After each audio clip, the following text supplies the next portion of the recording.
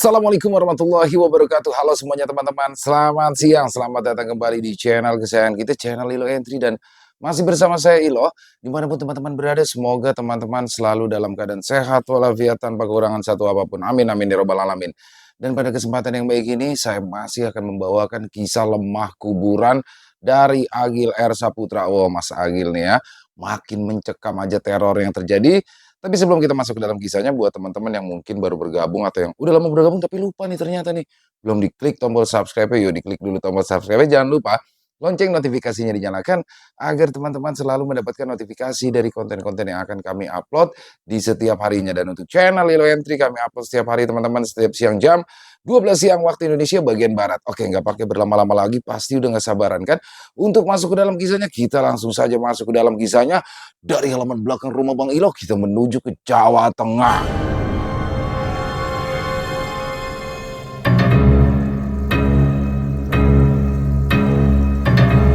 Teror Sumbirah dari makam Tegal Sari. Lemah Kuburan Part 4. Di malam yang sama, kejadian tak kalah ngeri juga terjadi. Kali ini dialami Kang Saleh si Kadus Mekarlor sepulangnya dari rumah Lurah Pawiro. Malam itu, ia diantar oleh Pak Tunggul bersamaan dengan gerimis yang sudah turun beberapa saat lalu. Sesampainya Kang Saleh di depan rumahnya, ia pun segera berlari kecil untuk memasuki rumah seraya menyapa Pak Tunggul yang langsung berlalu pulang bersama sepeda motornya. Baru saja kaki Kang Saleh memijak teras rumahnya, ia dibuat sedikit terkejut oleh dua anak dan istrinya yang tampak duduk ketakutan di kursi balai depan rumahnya. Astagfirullah, ngapain pada di sini? Sudah jam 2 malam loh. Ayo masuk, kata Kang Saleh. Ajakan itu hanya dijawab dengan gelengan kepala dan raut wajah takut, membuat Kang Saleh yang mulai curiga pun menjadi mendekat dan bertanya kepada anak dan istrinya itu. "Anak apa?" tanya Kang Saleh membisik. "Jangan masuk Pak, di dalam ada wanita yang sedang jalan-jalan sambil nyanyi-nyanyi," ucap si Muslim, anaknya yang paling kecil. "Hah?" Tanggap Kang Saleh keheranan yang segera ditandaskan kembali oleh istrinya dengan mimik muka menahan tangis. "Iya Pak, Mukhlis sama Muslim yang pertama kali melihat. Karena itu anak-anak langsung aku kirit keluar. Bagaimana ini Pak? Bagaimana? Ini pasti hantu kiriman dari Wiryo," jawab istri Kang Saleh yang ternyata sudah 2 jam lebih mereka berada di luar rumah. Kang Saleh kini tampak semakin merapat setelah mendengar itu, dan seraya menenangkan anak dan istrinya, ia pun mempertanyakan kembali apakah mereka benar-benar yakin akan hal itu. "Tenang Pak," jawab Muklis, anak pertama Kang Saleh. Yang mana bersamaan dengan itu terdengarlah suara nyanyian dari dalam rumah. Suaranya cukup nyaring, terdengar seperti gumaman tak jelas yang membentuk nada-nada. Suasana tentu mendadak panik, membuat mereka kini semakin saling merapat satu sama lain.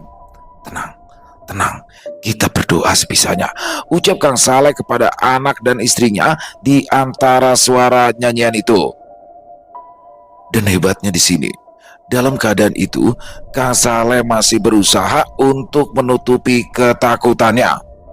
"Pergi kamu, jangan ganggu keluarga saya," teriak Kang Saleh beberapa saat setelah itu dengan sedikit gagap, seraya memeluk erat istri dan kedua anaknya. Tampaknya kata-kata darinya itu cukup bertuah. Itu terbukti ketika tiba-tiba saja nyanyian itu langsung terhenti tepat setelah Kang Saleh mengatakan itu. Suasana pun berubah menjadi hening. Dengan ketegangan yang terasa masih bertahan, entah mengapa, tiba-tiba saja Kang Saleh teringat dengan celurit yang biasa ia letakkan di bawah kolong balai. Ia pun segera mengambilnya dan memberi isyarat kepada anak dan istrinya kalau ia akan mencoba masuk ke dalam rumah. "Sek," ucap Kang Saleh membisik seraya menenteng erat celuritnya. Dia berjalan menuju pintu dan ceklek. Jeglek. 2 kali ia mengayun gagang pintu dan mendorongnya, namun sepertinya pintu itu kini terkunci dari dalam. Ini tentu janggal karena tadi anak dan istrinya itu keluar dari pintu ini. Loh, kok dikunci ya? Tanya Kang Saleh sambil menoleh ke arah istri dan anaknya yang masih berada di ujung teras. Lagi-lagi, itu hanya ditanggapi dengan gelengan kepala, membuat Kang Saleh yang masih bergelut dengan akal sehatnya itu kini memutuskan untuk memutari rumahnya. Dia berpikir untuk masuk melalui pintu belakang. Sebentar, saya akan lewat belakang, bisik Kang Saleh yang langsung menuruni teras dan kini mulai berjalan mengendap melalui samping rumahnya. Kang Saleh pun mengendap pelan di jalan tanah di samping rumahnya dengan celurit di tangannya yang saat itu seperti memberinya sedikit keberanian. Bersama dengan itu, ada rasa sedikit panas di paha kanannya yang mana setelah ia memeriksanya, segera Kang Saleh sadari bahwa itu berasal dari azimat pemberian Mbah Untung yang memang berada dalam saku celananya. Dia yang sempat berhenti pun kini kembali berjalan di jalan samping rumahnya yang cukup gelap itu. Sampai akhirnya langkahnya terhenti oleh ekor matanya yang melihat temaram cahaya memancar tiba-tiba. Cahaya itu sepertinya berasal dari sesuatu yang berada di dekat jendela di sampingnya. Kang Saleh menyadari itu. Mendadak ciut, tak berani menoleh. Bulu kuduknya berdiri dari ujung tengkuk hingga kaki. Allahu Akbar, ucapnya gagap membisik. Beberapa saat Kang Saleh berhenti dan bertahan dalam doa gugupnya. Namun lama-lama keadaan seakan membuatnya mau tak mau harus menoleh ke arah cahaya itu. Sampai akhirnya seraya mengeratkan genggaman celuritnya, Kang Saleh pun mulai menggeser lirik pandang matanya ke arah itu. Dan tampaklah kini pemandangan ganjil di penglihatannya. Sesosok wanita berdiri di balik jendela dalam rumahnya. Sosok itu berbaju putih dengan tubuhnya yang seakan mengeluarkan sinar terang. Astagfirullah, kata Kang Saleh yang langsung berpaling dan menunduk. Namun takut bukanlah pilihan yang tepat untuk saat ini. Ia pun sedikit demi sedikit mulai kembali menata lidahnya untuk berdoa. Bersamaan dengan cahaya itu yang semakin terang dan berubah memerah menyinari kakinya, Kang Saleh masih menunduk dalam doanya hingga tiba di saat suara panggilan dari anaknya akhirnya seperti menambah keberaniannya. Pak, piye Pak? Panggil anaknya dari belakang dan beak, mati kowe, kata Kang Saleh yang seketika mendongak dan mengayunkan celuritnya ke arah jendela itu. Matanya sempat melihat sosok wanita itu melebarkan mulutnya sebelum ia hilang bersamaan dengan kaca jendela yang pecah. Ada apa Pak? Teriak Mukhlis, anak pertamanya yang langsung berlari menghampiri setelah mendengar suara kaca jendela yang pecah itu. Terlihat Kang Saleh masih terengah menatap jendela hingga tak selang beberapa lama istri dan anaknya yang paling kecil menyusul dari belakang. "Piye Pak?" tanya sang istri dengan wajah panik, namun segera dijawab oleh Kang Saleh dengan ajakannya untuk segera masuk ke dalam rumah. "Ayo mlebu ae, sundalnya sudah pergi," kata Kang Saleh yang merasa tak ada yang bisa ia jelaskan atas kejadian itu. Mereka pun akhirnya masuk ke dalam rumah. Melewati pintu belakang, sesampainya di dalam rumah, Kang Saleh segera memeriksa pintu depan yang mana memang terkunci dari dalam. "Wes, sekarang kita tidur sama-sama dulu aja," kata Kang Saleh kepada anak dan istrinya beberapa saat setelah ia memeriksa pintu depan. Tanpa pembicaraan panjang, mereka semua segera masuk ke dalam kamar dengan Kang Saleh yang menggelar tikar di lantai sementara istri dan kedua anaknya berada di atas ranjang. Malam itu, mereka pun mencoba untuk beristirahat setelah semua keganjilan yang terjadi. Asu, batin Kang Saleh dalam rebahnya saat itu. Ia tak habis pikir dan sama sekali tidak menyangka bahwa ini akan mulai lagi. Sementara itu, di malam yang sama, ternyata kejadian serupa namun tak sama juga dialami oleh kadus lainnya. Kali ini hal itu terjadi kepada Pak Mansur. Kadus Mekar Tengah itu memang pulang dari tempat Lurah Pawiro lebih awal, tepatnya beberapa saat setelah kehebohan yang dialami oleh Mbak Sari, anak bungsu sang petahana itu. Sebenarnya menjadi alasan utama kenapa dia memilih untuk segera pulang bukan hanya karena kejadian Mbak Sari yang melihat lelembut itu, tetapi lebih karena Pak Mansur yang kebetulan saat itu sedang kurang enak badan. Di rumah Pak Mansur terlihat Kadus Mekar Tengah itu yang baru saja masuk ke dalam rumah. Rasa pusing di kepalanya membuatnya segera beranjak ke dalam kamar untuk beristirahat.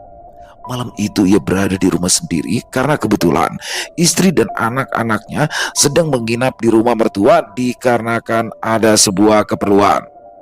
Di kamar, di atas ranjangnya, Pak Mansur yang beberapa saat lalu baru saja meminum obat terlihat masih terjaga dan memandangi langit-langit. Bersamaan dengan rasa sedikit pening yang masih bertahan di kepalanya, Pak Mansur terlihat resah memikirkan kejadian tadi di rumah Lurah Pawiro. Jangan-jangan Miriam mulai lagi nih batinnya saat itu. Semoga saja tidak, sangka Pak Mansur atas pikirannya sendiri. Menit berganti. Obat yang tadi ia minum mulai menimbulkan reaksi, sakit kepalanya pun mulai berkurang. Dan seperti khasiat obat pada umumnya, Pak Mansur pun mulai merasa kantuk hingga akhirnya ia tertidur. Entah berapa lama ia terlelap, yang jelas rasa ingin buang air kecil kembali membangunkannya dan memaksanya untuk bangkit dan ke kamar mandi. Tubuh Pak Mansur bangun dengan peluh-peluh, pertanda akan badannya yang kembali bugar. Setelah bangkit dari tempat tidurnya dan merasa bahwa tubuhnya sudah jauh lebih baik, ia pun bergegas berjalan menuju kamar mandi dengan sedikit terburu. Ia menyambar senter baterai untuk penerang jalan karena letak kamar mandi Pak Mansur yang memang berada di luar, terpisah dari bangunan utama rumah. Air kencing yang terasa sudah berada di ujung itu membuatnya tak berpikir macam-macam selain membuangnya. Dengan mempercepat langkah, Pak Mansur pun segera keluar dan berjalan masuk ke dalam kamar mandi di belakang rumah. Sampailah ketika hasrat itu selesai dikeluarkan, barulah seketika Pak Mansur mulai berpikir dengan rasa takutnya, dan entah karena terbawa suasana saja, yang jelas saat itu tiba-tiba tengkuknya bergidik membuatnya segera bergegas dan berlari masuk. Pak Mansur tampak terburu menutup dan mengunci kembali pintunya. Ia pun bergegas berjalan untuk segera menuju kamarnya. Awalnya kok aneh ya, batin Pak Mansur seraya melangkah sedikit cepat hingga akhirnya tibalah saat langkahnya sejenak dibuat berhenti tepat di depan pintu kamarnya oleh sesosok yang tengah berdiri mematung di antara pintu menuju ruang tengah. Yang membuat nalar Pak Mansur bertabrakan adalah wujud dari sosok itu sangat menyerupai istrinya. Rambutnya, besar tubuhnya, dan bahkan pakaiannya sangat amat yakin Pak Mansur kenali sebagai istrinya. Tapi seperti apa yang diketahui, malam ini istrinya sedang tidak ada di rumah. Lantas siapa itu? Pak Mansur yang awalnya sempat gugup dan bingung pun akhirnya sadar dan meyakini bahwa itu bukanlah istrinya. Brak! Ia segera berlari masuk ke dalam kamar seraya membanting pintu. Setelah itu Pak Mansur langsung melompat ke atas ranjang, meringkuk dan menenggelamkan wajah takutnya di balik bantal. Astagfirullah, astagfirullah, astagfirullah, kata Pak Mansur berulang-ulang. Namun gangguan tak selesai sampai di situ, karena keadaan malah semakin tak tergambarkan ketika tiba-tiba terdengar oleh telinga Pak Mansur suara pintu kamarnya yang terbuka dengan sendirinya. Suara pintu yang terbuka perlahan seakan menggiring Pak Mansur menuju puncak ketakutannya. Namun entah apa yang ia pikirkan saat itu, ketika dengan segenap ketakutannya Pak Mansur malah lebih memilih untuk mengangkat kepalanya dan memeriksa apa yang ada di ambang pintu kamarnya itu. Dengan gemetar, Pak Mansur pun menyingkirkan bantalnya dan secara perlahan ia mulai memasang pandang matanya ke arah itu, dan seperti yang sudah ia rasa dan perkirakan sedari tadi, sosok wanita yang menyerupai istrinya itulah yang kini tampak berdiri mematung di ambang pintu kamarnya. Pak Mansur tak bisa berkata-kata. Meski sosok itu benar-benar mirip dengan istrinya, tapi dia tahu bahwa sosok yang kini tengah berdiri di ambang pintu kamarnya itu adalah lelembut yang tengah mencoba untuk menyerupai. Hingga akhirnya setelah entah berapa lama Pak Mansur bertahan menyaksikan kejanggalan itu, sosok yang menyerupai istrinya pun itu hilang setelah mengacungkan jemarinya ke arah Pak Mansur. Pagi pun tiba. Terlihat Kang Saleh dan Pak Mansur sudah berada di rumah Lurah Pawiro. Mereka berdua tampak sedang menceritakan kepada sang lurah tentang apa yang mereka alami semalam. Sebenarnya Pak Untung akan kesini apa enggak ya? Ucap Pak Mansur kepada Pak Lurah setelah menceritakan apa yang terjadi semalam. Bersama dengan itu, Mbok Tun yang memang setiap paginya berada di tempat Pak Lurah pun keluar dari dalam untuk mengantarkan minuman kepada dua kepala dusun itu. Kang Saleh melihat Mbok Tun pun seketika langsung bertanya padanya, perihal apakah Mbak Untung akan ke Mekarsari untuk menangani masalah ini. Menanggapi itu, Botun juga sebenarnya sedikit heran. Mengapa Pak D-nya itu tidak juga kunjung datang ke sini, padahal jika dihitung hari kedatangan mereka ke tempat Mbak Untung tempo hari, ini sudah hampir 3 bulan berlalu. Hingga Botun pun memutuskan akan pergi ke Sapu Angin hari itu juga untuk menemui Mbak Untung. Apa saya pergi ke Sapu Angin aja ya hari ini? Ucap Botun pada mereka yang tentu langsung diiyakan oleh Pak Lurah, Kang Saleh, dan Pak Mansur. Ya Bu, apa kita pergi sekarang saja ya? Tanggap Pak Mansur. Namun pembicaraan itu pun mendadak teralihkan oleh Mas Angga, menantu Pak Lurah itu, yang keluar menghampiri dan mengatakan bahwa istrinya Mbak Sari mendadak mengalami demam. Desari, sepertinya kau masuk angin ya Pak, kata Mas Angga seraya memberikan gestur kepada ayah mertuanya agar memeriksa istrinya yang masih berada di dalam kamar. Pak Lurah langsung beranjak ke dalam kamar untuk memeriksa anaknya. Di dalam kamar sudah tampak Bu Sundari yang tengah menggendong cucunya. Dia berdiri di samping Mbak Sari yang tengah terbaring di atas ranjang. Sepertinya kok sama ya Pak, seperti saya waktu itu. Mending kita bawa aja ke Sapu Angin, ucap Bu Sundari kepada suaminya yang baru saja masuk. Ya, memang kebetulan kita hari ini baru aja berencana akan pergi ke sana. Tapi apakah tidak lebih baik kalau kita mengundang Pak Bambang dulu, kata Lurah Pawiro, menyarankan untuk menangani secara medis terlebih dulu sebelum mereka membawanya ke Sapu Angin. Tapi baru saja beberapa detik Lurah Pawiro selesai bicara, seketika itu mereka semua dibuat terkejut oleh Mbak Sari yang tiba-tiba saja tertawa lebar dengan lidah yang menjulur seraya menarik dan mencengkram selimutnya. Tawanya tak biasa, begitu juga dengan wajahnya yang seperti berubah sedikit hitam membiru, membuat semua orang yang berada di kamar itu tampak tercengang. Astagfirullah, Dek, kenapa Dek? Ucap Mas Angga yang langsung mendekati istrinya itu, yang seketika menghentikan tawa anehnya dan kini tampak menatap tajam ke arah sang suami. Dok, Eling dok, Eling, kata Bu Sundari kini yang seakan menyadari kejanggalan ini.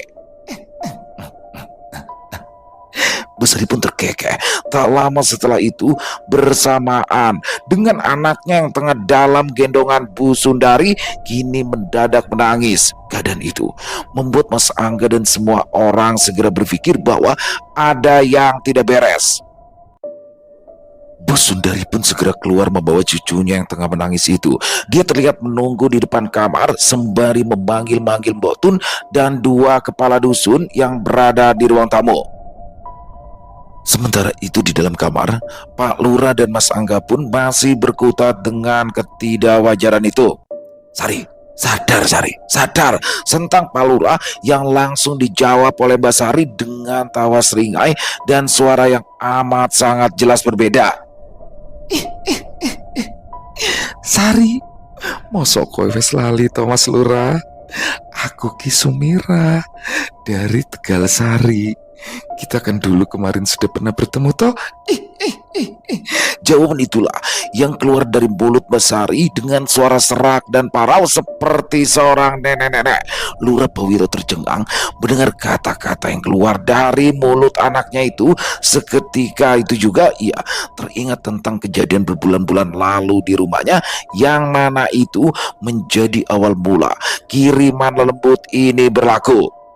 Tak sampai beberapa detik, rangkaian ingatannya pun langsung tertuju bahwa ia pernah melihat sosok wanita yang memperkenalkan dirinya sebagai Sumira dari Tegal Sari, salah satu nama pemakaman umum yang ada di desa ini. Bagaimana ini Pak? Tanya Mas Angga kini kepada ayah mertuanya yang terpaku kebingungan. Hingga tak lama kemudian, Pak Mansur dan Kang Saleh yang sudah diberitahu oleh Bu Sundari pun turut masuk ke dalam kamar. Mohon maaf Pak Lurah, kalau ini pasti kesurupan, ucap Kang Saleh beberapa saat setelah itu. Ya saya tahu, terus bagaimana ini? Tanggap Pak Lurah seraya mengkaru kepalanya. Apa diundang ke Mbak Sayuti waya?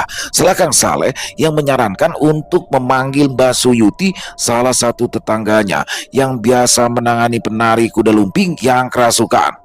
Meski awalnya sedikit merasa tidak yakin, Pak Lurah pun segera mengiyakan tawaran Kang Saleh itu, dan saat itu juga Kang Saleh langsung keluar dan pergi untuk memanggil Mbak Suyuti.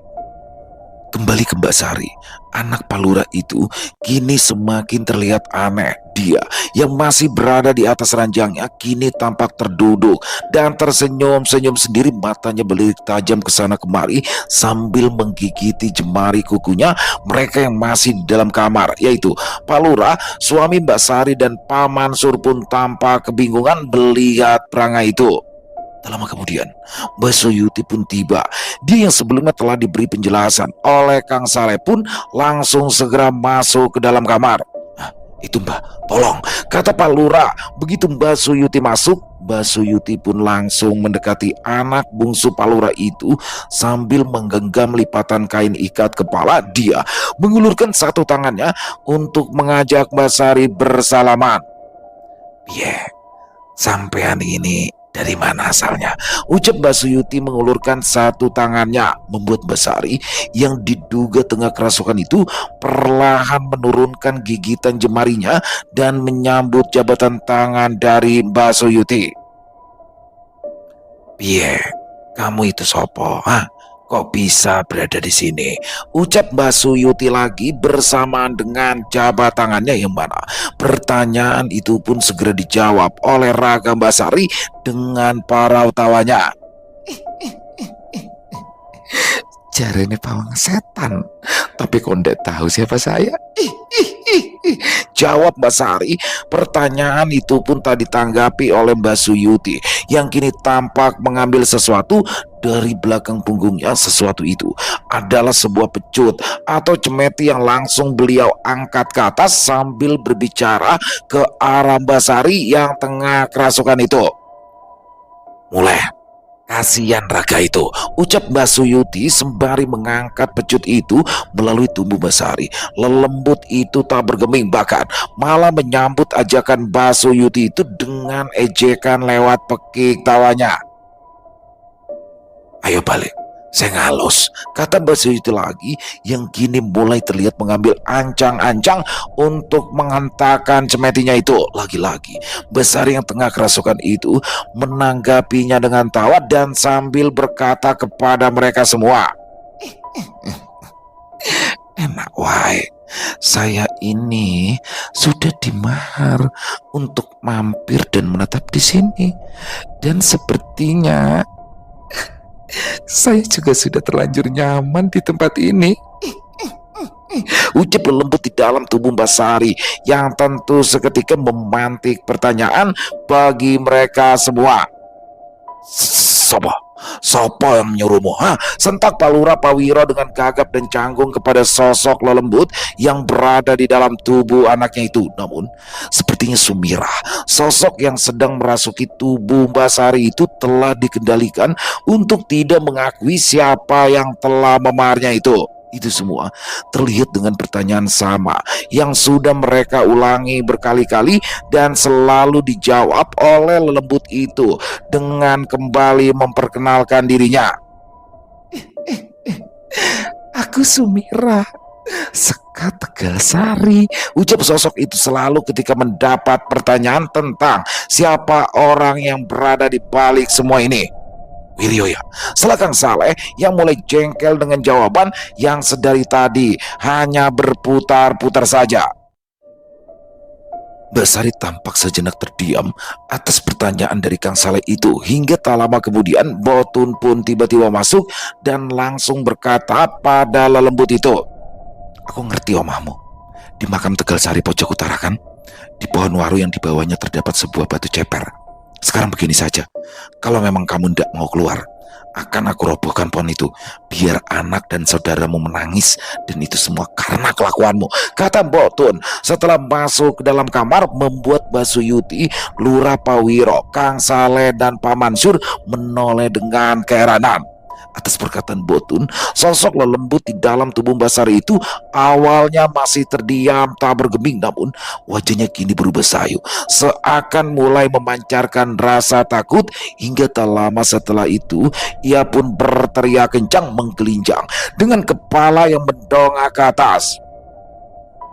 Mereka yang melihat itu seperti tak bisa berbuat apa-apa lagi, begitu juga dengan Botun yang kini malah tampak kebingungan setelah apa yang ia katakan tadi kepada lelembut yang berada di balik raga Mbak Sari itu.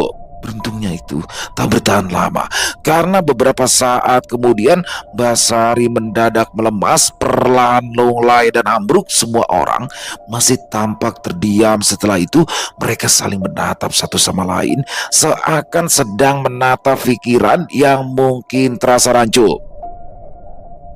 Hingga tak selang beberapa lama kemudian, "Dek, Adek," terdengar suara dari Mbak Sari yang memanggil anaknya, membuat semua orang merasa lega. Bu Sundari yang segera masuk pun langsung mengucap syukur dengan keadaan itu. "Alhamdulillah," ucap Bu Sundari yang kini masuk kembali. Mbak Sari tampak bingung melihat banyak orang yang berada di dalam kamarnya. Sepertinya ia tak tahu apa yang baru saja terjadi kepadanya. "Ono apa toh iki?" kata Mbak Sari setelah itu, hingga suaminya pun mendekat dan mengatakan bahwa semuanya baik-baik saja. Tapi suasana yang sempat sejenak tenang itu kini kembali riuh oleh tangisan Dito ketika hendak didekatkan kepada Mbak Sari. Dito yang masih balita itu tampak ketakutan saat dengan ibunya sendiri, membuat Bu Sundari yang tengah menggendongnya pun segera keluar untuk menenangkan cucunya itu. "Udah beres ini, udah beres," batin Bu Sundari seraya menipang si kecil Dito yang tantrum itu di luar kamar. Semua orang terlihat tak kuasa mencerna kejadian itu, begitu pula dengan Mbak Suyuti yang tampak heran. Bisa-bisanya kiriman telur itu bekerja sepagi ini. Tak lama setelah itu, Pak Lurah, Mbak Suyuti, Kang Saleh, dan Pak Mansur pun keluar menuju ruang tamu, meninggalkan Mas Angga yang masih terlihat menenangkan istrinya. "Kalau seperti tadi itu terus terang, itu bukan bidang saya, Pak Lurah," kata Mbak Suyuti beberapa saat setelah mereka keluar dan duduk di ruang tamu. Menanggapi pernyataan Botun tadi di dalam kamar, Mbak Suyuti pun berujar, "Jika memang lelembut bernama Sumirah itu berasal dari pohon waru Watu Ceper di makam Tegalsari, maka semua tidak akan baik-baik saja. Menurut Mbak Suyuti, makam pohon waru itu adalah daerah terlarang untuk disapa." Dia mengingat nasihat almarhum ayahnya dulu. Ayah sekaligus adalah gurunya dalam seni kesurupan di atraksi kuda lumping yang ia geluti. Dulu kerap berkata kepada Mbak Suyuti agar jangan sekali-kali ia mendekati makam itu kalau tidak ingin celaka. Memangnya Sumira iku sopo? Setelah Pak Lurah bertanya di tengah penjelasan itu, yang segera Mbak Suyuti jawab sesuai dengan apa yang ia ketahui lewat ayahnya. Menurut sejarah yang ia dapat dari ayahnya, Sumira dulunya adalah gundik atau istri tidak sah dari seorang demang desa di masa penjajahan Belanda yang mana mengakhiri hidupnya setelah dua anaknya dibunuh oleh demang itu sendiri. Nah terus, apa yang membuat dia berbahaya, Mbah? Tanya Kang Saleh ini. Kematiannya yang membawa dendam, membuatnya sudah dikuasai oleh iblis. Terang Mbak Suyuti yang mengungkapkan bahwa orang yang mati karena dendam dan kekecewaan yang mendalam pasti akan dikuasai oleh iblis. Bukannya Mbak Suyuti ingin menakut-nakuti, namun itulah sejujurnya yang ia tahu, dan yang ia inginkan saat ini hanyalah agar Pak Lurah segera mencari jalan keluar untuk menyelesaikan. Tapi bagaimana Mbok Tun bisa mengetahui secermat itu perihal hantu Sumira? Mungkin itulah salah satu pertanyaan yang berada dalam pikiran mereka saat itu. Namun Mbok Tun yang ditanyai perihal itu pun nyatanya malah kebingungan. Walau banyak saksi yang mengetahuinya, Mbok Tun merasa bahwa tadi saat berada di dalam kamar dia sama sekali tidak mengatakan apa-apa. Pak Lurah, Mbak Suyuti, Kang Saleh dan Pak Mansur terlihat mengerutkan alisnya kala mendengar jawaban dari Mbok Tun, dan sempat memicu sedikit perdebatan. Sampai akhirnya pembicaraan di ruang tamu itu pun dihentikan oleh Lurah Pawiro dengan ajakan agar mereka segera berangkat ke Sapu Angin untuk menemui Mbak Untung. Di pagi yang sebenarnya cerah itu, mereka pun berangkat ke Sapu Angin, termasuk juga dengan Mbak Suyuti, Mbak Sari beserta anak dan suaminya, yang untuk kali ini mereka turut serta berangkat menuju ke rumah Mbak Untung. Sesampainya mereka di rumah Mbak Untung, yang mana seperti beberapa waktu lalu, mereka langsung disambut oleh lambaian tangan Mbak Untung yang berdiri di depan rumahnya seakan sudah tahu bahwa rombongan Lurah Pawiro itu akan datang. Bedanya kali ini, Mbak Untung tampak buru-buru menyuruh mereka semua untuk segera masuk. Monggo, silakan masuk. Masuk, kata Mbak Untung sambil menoleh ke kanan dan ke kiri dengan pandangan tak biasa. Setelah mereka masuk dan duduk, Mbak Untung pun langsung mengawali pembicaraan dengan sebuah permintaan maaf yang tentu membuat mereka semua, terutama Pak Lurah, sedikit kebingungan. Begini, ngapunten sangat, saya belum sempat menengok sana, kata Mbak Untung ke arah Lurah Pawiro dengan gestur yang terlihat gelisah. Boten napa-napa, Mbah. Kalau memang panjenengan belum sempat, tapi saya kesini mau agar Simba melihat anak saya, karena tadi itu tiba-tiba dia kerasukan, kata Lurah Pawiro seraya memperkenalkan Mbak Sari yang masih terlihat kebingungan. Oke, saya sudah tahu kalau soal itu, tanggap Mbak Untung menganggukkan kepalanya dan langsung berdiri, beranjak dan mengambil kendi dari dalam rumahnya.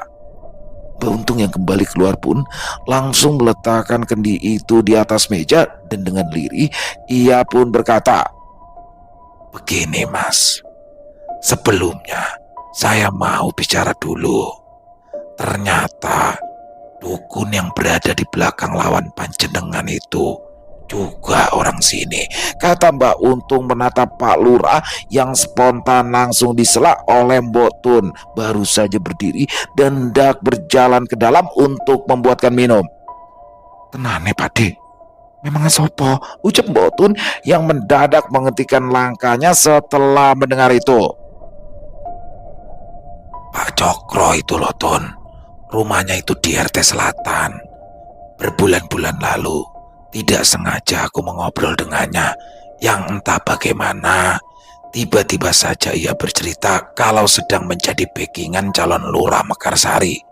Itulah yang membuat saya sampai sekarang belum bisa ke sana, karena jika dia tahu kalau saya berada di pihak yang menjadi lawannya, pasti akan terjadi keributan, kata Mbak Untung yang langsung ditanggapi Pak Lurah dengan wajah yang khawatir. Terus pripun iki Mbah? Apa tidak bisa diusahakan. Soalnya ini, saya dan kawan-kawan sudah mulai mendapat gangguan lagi, kata Pak Lurah memohon. Tolong disempatkanlah Pak De, diam-diam ke sana kan bisa juga, tambah Mbak Tun turut memohon. Mbak Untung terlihat gamang menggelengkan kepalanya. Di sisi lain, dia sangat ingin membantu Lurah Pawiro secara penuh, tapi di sisi lainnya, ia juga sangat tidak suka dengan keributan. Mbak Untung juga berkata bahwa selama ini ternyata ia tidak sepenuhnya diam begitu saja. Ia tetap membantu pihak sang lurah meskipun dari jauh. Dia membuktikan itu dengan bercerita secara gamblang tentang apa yang telah mereka alami belakangan ini. Contohnya tentang kejadian semalam, yaitu pria lembut Sumira yang muncul dari kolong tempat tidur Mbak Sari, hantu wanita yang dilihat oleh Pak Mansur, dan sosok Wewe yang membuat kaca jendela Kang Saleh pecah. Semua orang cukup terperangam dengar itu. Entah bagaimana Mbak Untung mengetahuinya, tapi yang jelas ia menceritakan kejadian demi kejadian dengan sangat rinci sebelum mereka semua memberitahukan itu. Begini saja, untuk sementara semua akan saya pasrahkan pada panjenengan saja ya, ucap Mbak Untung yang tiba-tiba mengarah kepada Mbak Suyuti, orang yang baru pertama kali bertemu dengannya. Maksudnya gimana Mbak? Tanya Mbak Suyuti dengan wajah kebingungan. Sepertinya Mbak Untung tahu di antara semua orang yang saat itu berada di rumahnya, Mbak Suyuti lah yang menurutnya memiliki aura yang paling kuat. Tenang saja Kang, tidak begitu sulit untuk panjenengan. Nanti saya bekali dengan sesuatu, kata Mbak Untung yang segera disanggupi oleh Mbak Suyuti karena bujukan dari Pak Lurah dan mereka semua. Oh Mbak, kancak aja tolong direwangi Mbak, sambut Kang Saleh untuk memantapkan Mbak Suyuti. Dan tak lama kemudian, obrolan itu pun tersela oleh Mbak Untung yang meminta izin untuk meminumkan air kendinya kepada Mbak Sari. Nuhun sewun Ci, katanya sambil mengangkat kendinya yang segera sigap Pak Lurah mengarahkan anaknya itu untuk sedikit mendongak dan membuka mulutnya. Beberapa teguk air dari kendi itu pun sudah masuk ke dalam kerongkongan Mbak Sari. Yang tak lama setelah itu, Bu Sundari pun segera memberitahu anaknya agar bersiap dengan efek yang akan Mbak Sari alami. Tak butuh waktu lama, Mbak Sari pun kini terbatuk dan mulai merasakan mual di perutnya. Dan seperti yang sudah pernah terjadi kepada mereka sebelumnya, Mbak Sari pun memuntahkan sesuatu yang ternyata mirip dengan Bu Sundari tempo lalu, yaitu gumpalan-gumpalan tanah yang bercampur lendir. Suasana sejenak hening dan kembali dibuka oleh Mbak Untung yang bertanya, berapa hari lagi pilkades itu akan dilaksanakan? Nah mari lagi Mbak, jawab mereka. Duh, Mbak Untung yang menghela nafasnya mendengar itu dan langsung mengajak Mbak Suyuti untuk ikut masuk ke dalam kamarnya. Ayo, jenengan ikut masuk ke dalam, kata Mbak Untung mengajak Mbak Suyuti. Dan setelah itu, mereka berdua pun masuk. Sementara yang lain terlihat menunggu di ruang tamu. Entah apa yang dibicarakan oleh mereka berdua. Yang jelas, Mbak Untung dan Mbak Suyuti kembali keluar sekitar 30 menit kemudian. Mbak Untung keluar bersama Mbak Suyuti yang kini tampak membawa kantong kain berwarna hitam yang ukurannya cukup besar. Pokoknya jangan khawatir, saya akan tetap ke Mekarsari paling lambat di malam sebelum hari pencoblosan, kata Mbak Untung beberapa saat setelah ia keluar bersama dengan Mbak Suyuti. Tak lama setelah itu, mereka semua pun berpamitan pulang dengan rasa cukup lega, namun masih menyisakan setitik kegamangan dan keraguan. Apalagi dengan satu fakta baru yang mereka bawa pulang, yaitu tentang Pak Cokro, dukun di belakang Juragan Wiryo yang ternyata sama-sama dari Sapu Angin. Dalam perjalanan pulang, semua tanya kini tertuju kepada Mbak Suyuti sebagai orang yang ditunjuk sementara untuk menangani masalah ini. Mereka terlihat penasaran dengan apa yang telah dipesankan dan diberikan Mbak Untung kepadanya tadi. Namun, Mbak Suyuti tak bisa banyak menjelaskan. Saat itu yang ia katakan hanyalah pinta Mbak Untung yang menginginkan agar dirinya mulai membantu memagari semua rumah orang-orang utama yang kemungkinan menjadi incaran. Pokoknya, saya besok itu disuruh puasa dulu sehari. Baru setelah itu bisa mulai memagari rumah-rumah sampean semua, kata Mbak Suyuti kepada Kang Saleh dan Pak Mansur saat dalam perjalanan pulang. Tengah hari, mereka pun tiba kembali di desa Mekarsari. Terlihat Mbak Gotro, Kadus Barjo dan kadus-kadus lainnya sudah menunggu di depan rumah Pak Lurah. Entah kabar dari siapa. Sepertinya mereka yang tidak ikut ke sapu angin itu tahu tentang kejadian tadi pagi perihal Basari yang kerasukan. Pak Lurah pun segera menyuruh semua orang untuk masuk terlebih dulu, mengajak duduk menantunya Mbak Gotro serta para kadus-kadus, dan setelah itu ia mulai menjelaskan apa yang terjadi, termasuk tentang dukun sewaan Juragan Wiryo yang ternyata juga berasal dari sapu angin. Setelah cukup berbicara, Lurah Pawiro pun mengakhiri obrolan itu dengan meminta mereka semua untuk tetap seperti biasanya saja. Pokoknya nanti malam tetap seperti biasanya ya.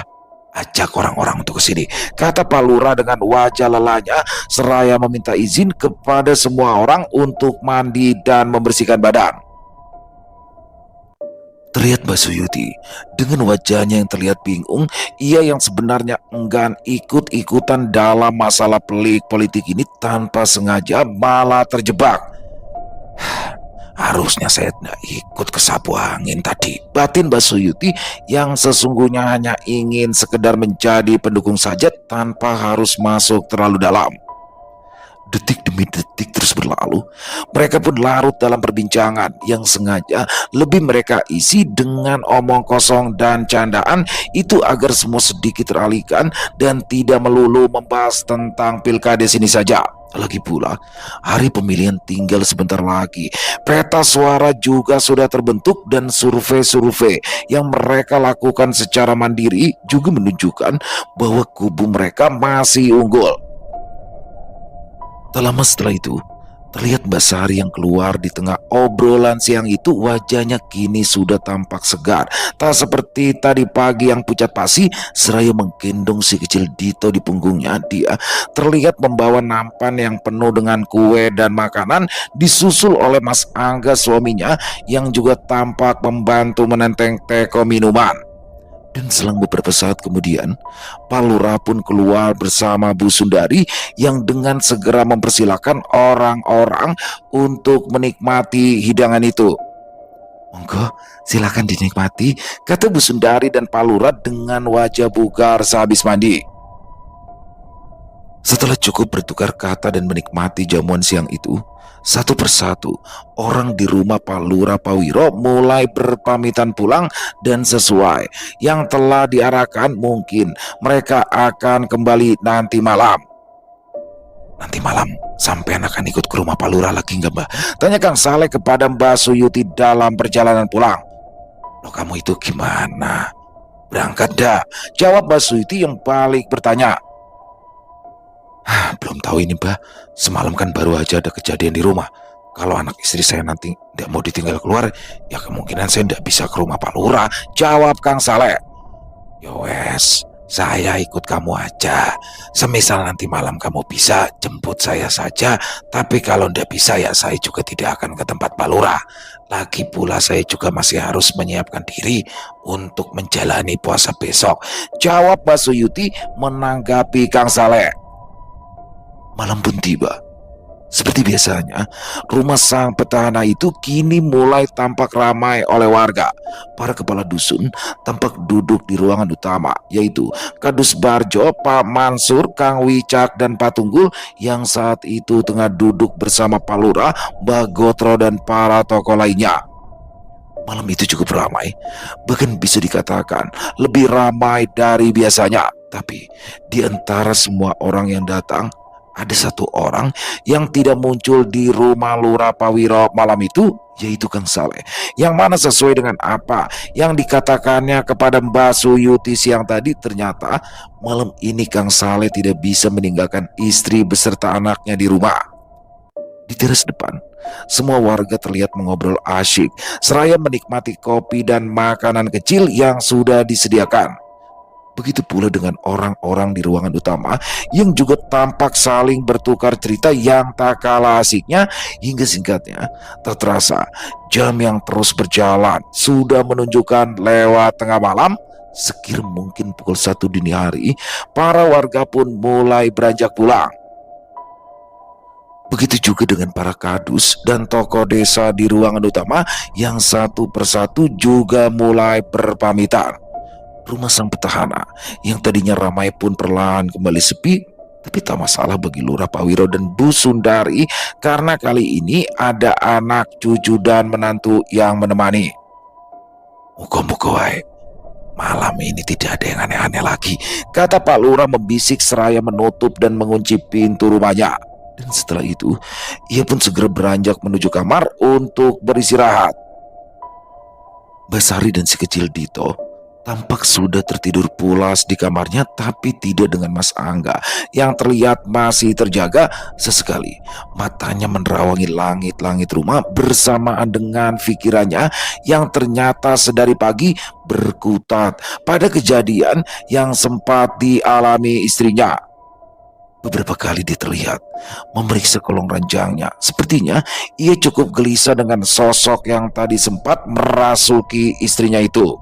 Malam itu, ia terjaga bersama dengan rasa takutnya yang perlahan tersingkirkan dan berganti dengan kekhawatirannya kepada istri dan anaknya.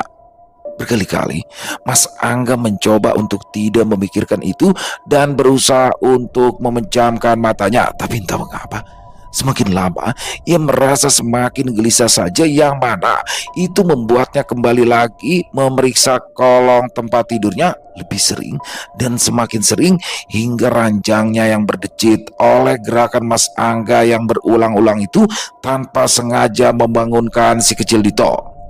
Seperti balita pada umumnya, Dito terbangun menangis, yang mana segera ditenangkan oleh Mas Angga. Namun tak lama setelah itu, mendadak Dito minta dibuatkan susu, membuat Mas Angga terpaksa membangunkan Basari istrinya.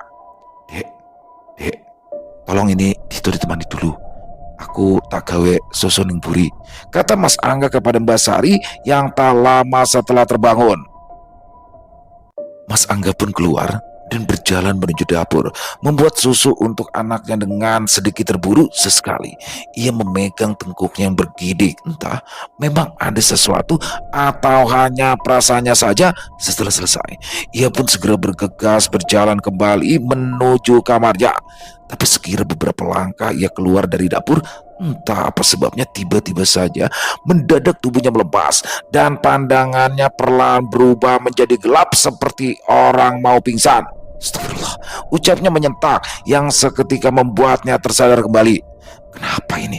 Berarti Mas Angga yang tanpa sengaja melihat ke arah tangannya dan langsung menyadari keanehan, yaitu botol susu yang tadi ia bawa kini sudah tidak ada dalam genggamannya. Dia menoleh mencarinya ke sekitar, namun baru sekejap ia memutar pandang, dia segera tersentak dengan pemandangan yang kini terlihat di depan matanya.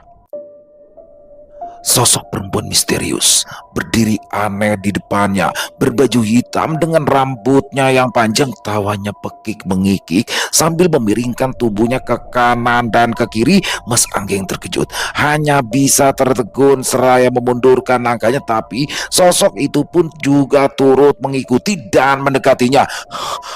Lungo, ojo ganggu aku, ucap Mas Angga yang sekuat tenaga ingin meneriakkan itu. Namun tak mengapa, yang keluar dari mulutnya saat itu hanyalah suara yang pelan. Sementara sosok perempuan itu masih dengan gelagat anehnya, dengan tertawa mengikik memiringkan tubuhnya. Sosok itu pun tak henti melangkah mendekati Mas Angga yang akhirnya terhuyung jatuh. Mas Angga pun hanya bisa merayap mundur dengan pandangan yang seakan tak bisa berpaling dari sosok perempuan itu, sampai akhirnya ia benar-benar bisa berteriak ketika sosok itu mendekatkan wajahnya sambil berkata, "Aku Sumira," kata sosok itu dengan mulutnya yang lebar menganga seraya mendekatkan paras tuanya. Benar-benar di depan wajah Mas Angga berteriak sekencang-kencangnya bersamaan dengan pandangannya yang kian gelap. Mas Angga tak sadarkan diri.